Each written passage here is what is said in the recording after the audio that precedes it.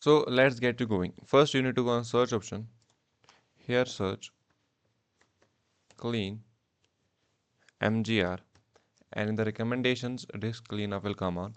Click on it, and here click all the options you don't need, like temporary files, recycle bin, or everything. It's all temporary, and you need to go on OK, and then delete files. After that, you need to go on start menu, right click on it, go on run, and here you need to search temp, press yes, and control A, delete everything in here, and the things which will not be deleted, just skip them. And then again go on right click on the start menu, go on run, and here you need to type percent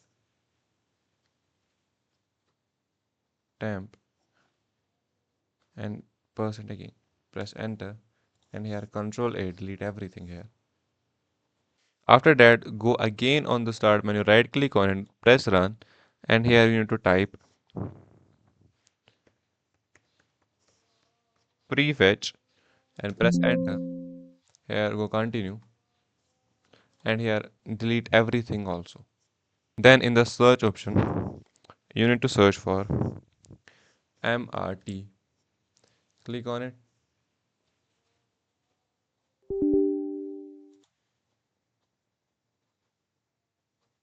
It is the free Microsoft Windows software removal tool, malicious software removal tool.